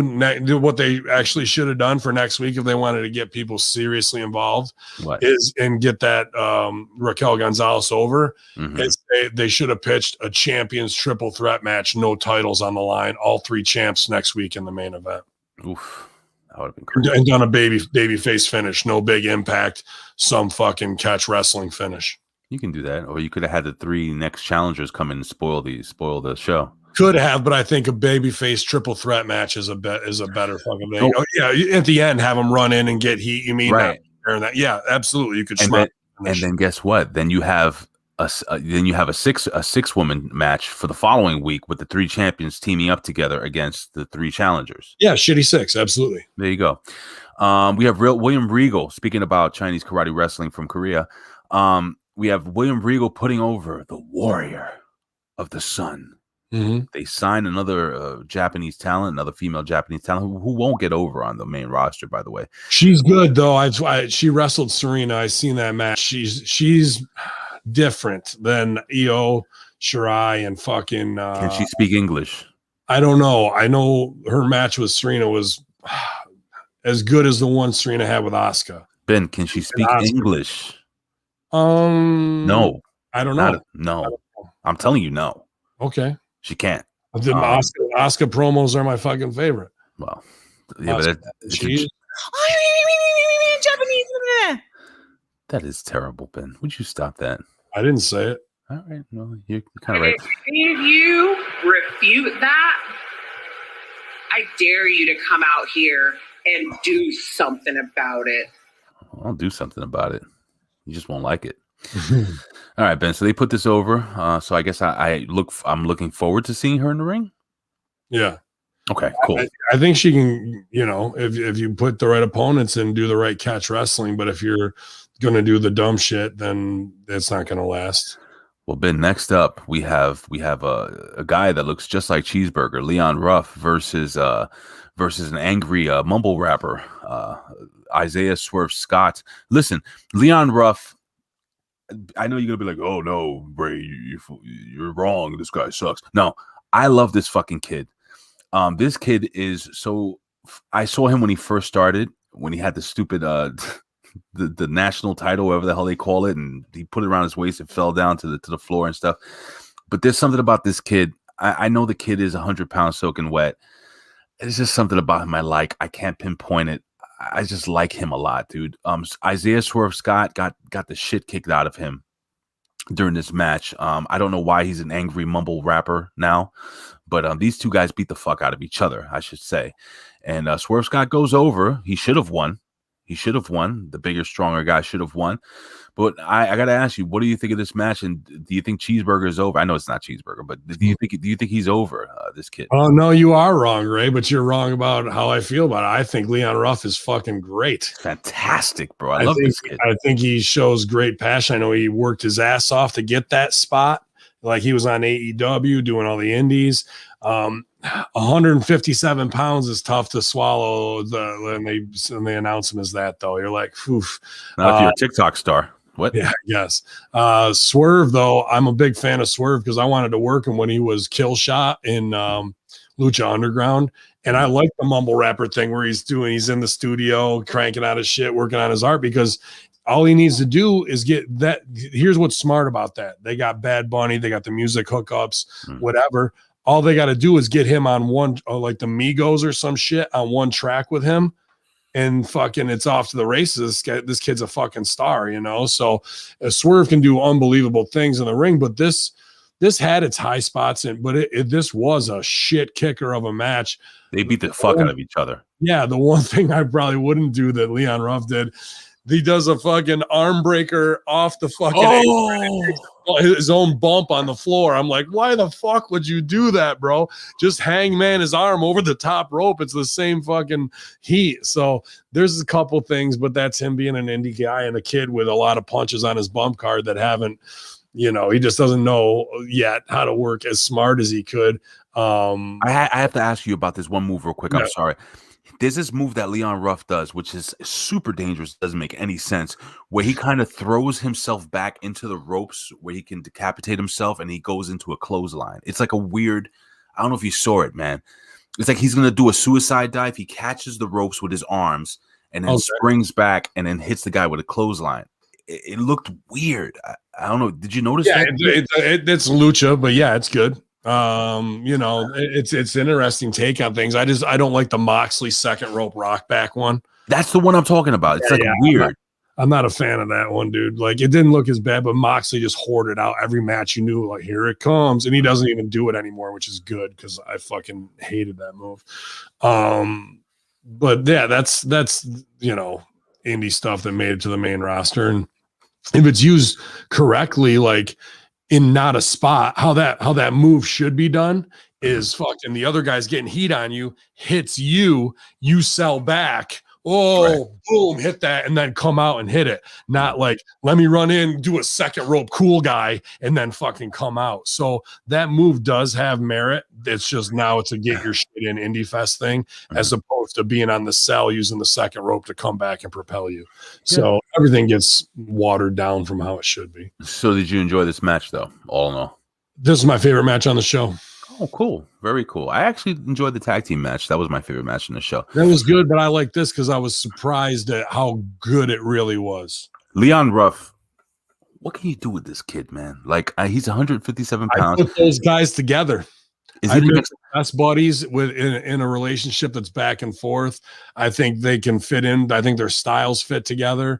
And then even afterwards, we get a weird vignette where it's Swerve talking shit, and Ruff comes in and he fucking blasted his head against the lockers, bro. That was great. It was even more violent. And I was like, God damn, this little motherfucker's got a violent streak in him. So seeing that makes me go, because naturally they're both baby faces, but they're both working heel on each other. That's interesting to me, though. Where can you go with that, though? Is he the next Spike Dudley? Ruff. No, because Spike Dudley took a fucking beating and would get up and then get his shit in out of nowhere, the acid drop and the stomp on you and things along those lines. I don't look at Leon Ruff as like not that Spike is freakishly small, but I don't look at him as that underdog, especially when he's fighting that much, and Swerve gave him a lot. So I think he just needs a partner, almost like the little dog, big dog, where the little dog is fucking trying to talk all that shit and big dog comes in to fucking protect him, you know? So you're talking about like Tom and Jerry. Right. Those that's been canceled. Sorry. Well, you know, so will everything else WWE soon enough. Well, Ben, we've made it to the main event of the evening. We have The Way, that faction, versus Shitzy Black. I can't stand her. There are two people in this match that I do not like, but they are the tag team champions. Okay. We have The Way versus Shotzi Blackheart, Ember Moon, Dexter Loomis, and Bronson Reed. Yeah. Been a lot of shit happened during this match, and there was some things that I really it tickled me. It made me laugh. Okay, where do we start, Ben? We start in the beginning. First, Dexter Loomis I love Dexter Loomis. We've seen him, Ben. We were reviewing, I think we were doing Impact Rebellion when he was doing that character or the beginning of that character on Impact, and he wasn't nearly as good as what he is now. I was thinking he's another guy who's beyond TV ready, OVW trained, should be on the main roster. And I'm thinking, what could you do with him? And I think Elias is one of the most underutilized fucking talents that there is. What if you started an artist collective of like guys who are great art, because he's fucking great at painting and drawing. Yes, and he is. Got him with the music, and even you could put Swerve with the hip hop in there if you wanted to, and have a faction of like artists. Yeah, higher art form or whatever. Is Shinsuke Nakamura going to be part of it because he is the artist? But what does he do? That's just a stupid moniker. These other guys actually have skills. He paints people's faces with his feet. Well, then he's in. Dude. So the young lady, I don't even know her fucking name yet. I'm still got to learn her. But the tall, is she from New Zealand? The girl that was in love with Dexter Loomis? I don't know. There's a lot of international flavor on this show, though, man, for sure. I got to tell you, though, man, she's delightful. She's delightful. I love the fact that, she did it right. Like in the beginning of the match, they were lined up and, they're doing the introductions. She's trying to stand next to Dexter Loomis and stuff. And Candice LeRae, is that her name? No. Yeah, Candice LeRae. Okay. That's Johnny's girl. Then who's the New Zealand girl? Anybody out there? Anybody can send me Dakota Kai. Dakota Kai. I like her. And I love the fact that during the match she kept falling on the ground, purposely to try to get Dexter Loomis's attention. And this is, hey, dude, this works on any level. It's worked with George the Animal Steel and Miss Elizabeth. It's worked all the way back, man. It's Beauty and the Beast. What's the one thing that can tame a monster? You look at if you watch the new King Kong versus Godzilla, it was the little girl who had the relationship with the big beast. Oh, they're saying it's Indy Hartwell. Indy Hartwell, dude, I love her. I don't even know anything about her right now, but I loved what she did. I loved the good dude. If you don't know her and you're tuning in and you don't even know who she is, but she's captivating you, that's about the best we can have for audience feedback of like who do we need to keep an eye on and develop something for. So that's great feedback, Ray, to be honest with you, from a focus group standpoint. I appreciate it, but here's the thing, man. Dexter Loomis, who is cold and calculated, and you know there's something wrong with him, but you see that human, that little bit of that human side, and he takes care of her. He carries her away. He sees her hurt, and then she turns back to the camera, gives the thumbs up and the smile, like I got my man. I can't wait to see what this develops into. Is she not gonna be part of the way anymore, or is she gonna be part of the way, but yet is Dexter Loomis gonna join the way? Yeah, I think that's the in between of like, which way are we going to go, the struggle in between the two. And I think, this is story as old as Shakespeare. It's got some Romeo and Juliet possibilities to it, or some Hatfields and McCoys if you want to go that way as well, with Montagues and Capulets and that type of way. And I think they both can pull it off. They had a good stage picture last night. And again, that's what WWE does better than anyone else. From those girls standing, this show is better than anything else this week, Raw or SmackDown, based on the visual of those three champions standing there and getting that shot. That's what doing business is about, and highlighting the brand. All right. So, I got to jump in. I'm going to give you a little Billy Ray Valentine. You ready? Here we go. All right. Bronson Reed. Ben Hameen, tell me something. Bronson Reed, the big guy that finished off with the giant splash off the top of the rope. Oh yeah, big dude. I saw him work in Buffalo, and he can move, man. He's like AC, but even a little lighter and more agile. I wish AC would get to his size, because AC could do the same thing, and I bet they'd sign AC and put them together, bro. Wow, I got to tell you, man, that dude, he is what you call an attraction. Yeah. He knows how to work the camera too, and like his timing's really good on when he does character stuff and shit like that. But yeah, that guy's excellent, man. Holy shit. Speaking of big dudes with Triple XL, did you see Larry H's new promo pictures, bro? No, I haven't. Go to Larry H's Twitter, bro. He lost another probably 30 pounds, and he's fucking starting to become a body guy, like chiseled out and shit. Larry H is working his ass off. I hope him and AC get a shot too, even if that was a triple threat. But Larry's going to be in too good a shape to even be in Triple XL soon, to be honest with you. Well, Ben, while I look up, do you know his Twitter handle? Or I don't off the top of my head. It just came into my feed the other day. All right, so let me see. Larry H Wrestler. I'll just put this in. Yeah, it should come up. But anyway, all in all, Ben, while I'm looking this up, give me your full synopsis on the entire show from top to bottom. Impressive, aesthetically for the eye and how they can go from Killer Cross's entrance. Isn't it Larry D? Larry D. Larry H is Larry Herndon from Hami Media Group. But yeah, so that is one of my favorite things. The arena they perform in, they do so much with it.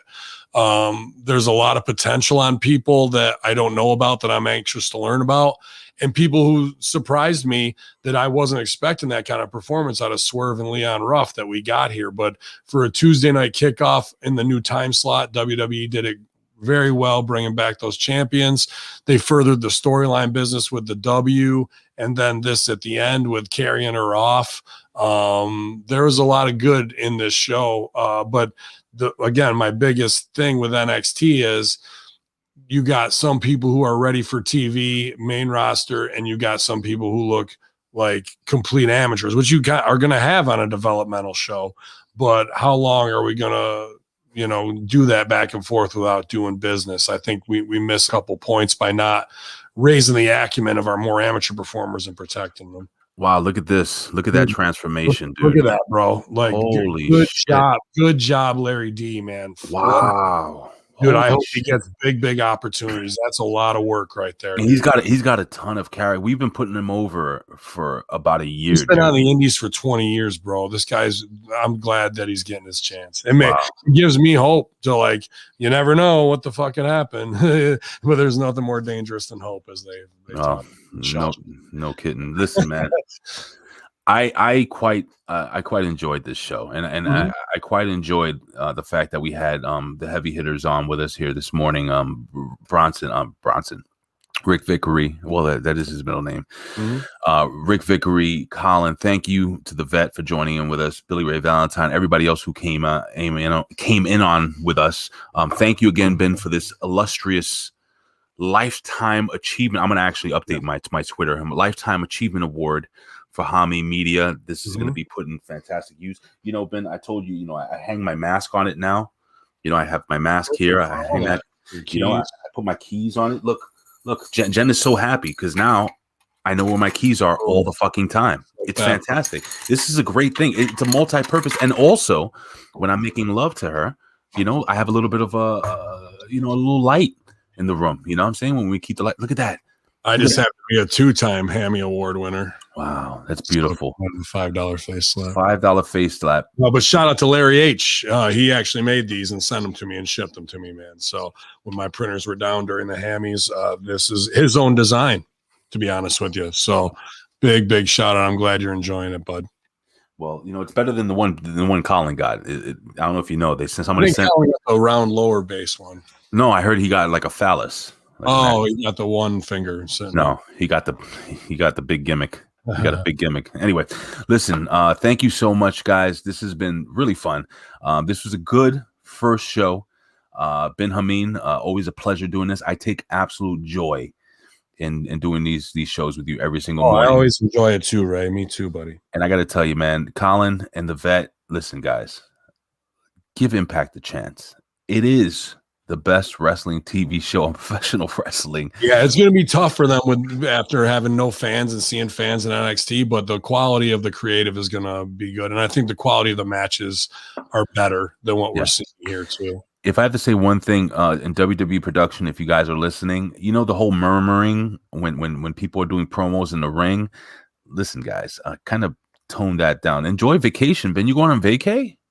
Leaving at 3 a.m, man. So I've been working 14-hour days the last 5 days to get everything pre-programmed for my local clients. And I got to give Stevie the access to the Ben Hameen channel so he can stream live on the Friday Locker Room. And I'm about to upload the Wednesday Locker Room to patreon.com/Hameen Media Group. Bello just sent that to me. I'll edit this and have that up there tonight, patreon.com/Hameen Media Group. Thanks for all the sign-ups. So they're free shows, you guys, so that I'm not charging anything still. So it's just as we're, I'm going on vacation. When we come back, where we group and get everything set up for the next big push of where we're going to go, have our own app, the whole nine. So I appreciate it because I'm burnt out, man. We figured yesterday in the last week, not including yesterday, I watched 22 hours of wrestling last week, bro. So you going to Jamaica, right? No, that got canceled. I'm going to DR instead. Oh, okay. Well, no, you're going from one beautiful island to another. So yeah, with my beautiful wives, and you're fine. I'm sure I'll be making some new gifts for you, Ray, beachside, and having a good time, man.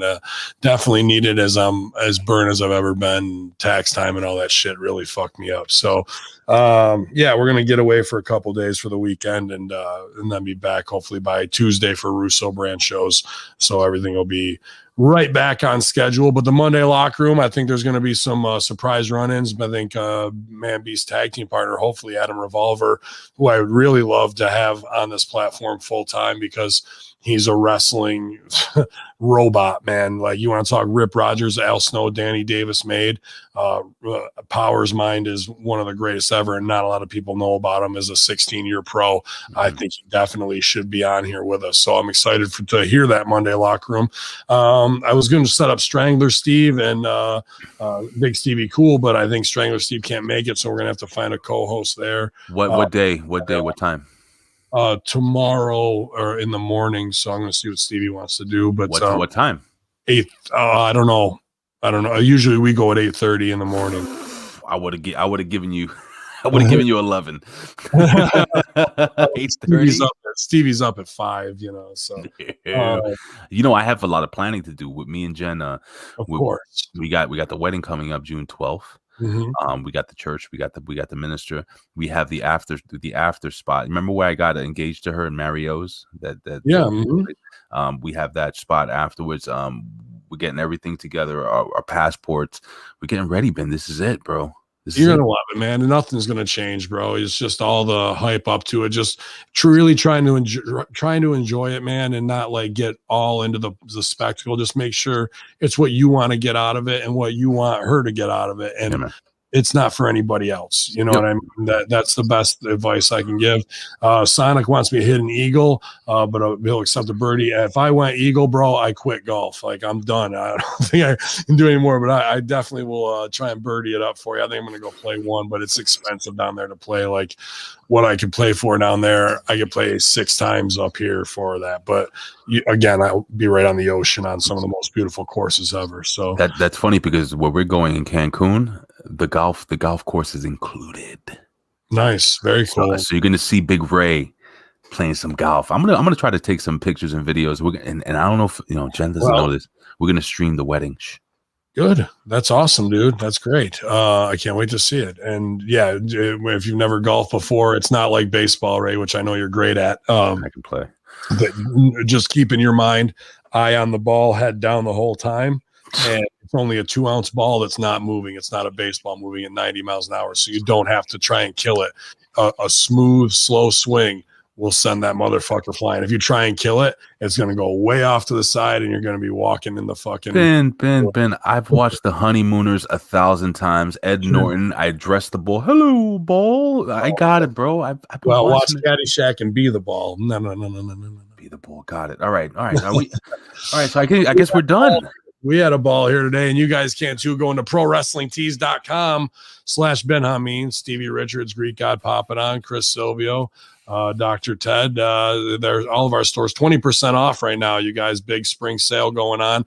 I know people are wearing our shirts to indie shows. I think Frank said he's going to wear it and try and piss off Wrecking Ball Legursky, which make him want to kick my ass. So appreciate that, Frank. And plenty of others been getting the Culture Vulture shirt and wearing that to fuck with people. So I love that. I love that you guys are out there being the propaganda artists that you are. And thank you for everything for supporting us. But there's no better time. 20% off right now. You can go to the Broasters, get the Russo Bro coffee. You can sign up for all the Patreons if you want. That's going to help us immensely, especially with great ones like the Big Vito brand, Goldilocks, Stevie Ray TV with unbelievable guests, and Idol in April at the A Show, and the beautiful people with April Hunter this week. So plenty of content, you guys. Still, thanks for bearing with us as we revamp, go on vacation, recharge, come back and reset for 2021, man. It's the HMG MVP of the year, Big Ray, Hacker Hameen, Bin XT. This is the next level review. Shout out to all the people, Hameen Media Group, discussion boards. Follow us, Ben Hameen YouTube channel, infidels. Yalla. I like that. Lifetime achievement winner.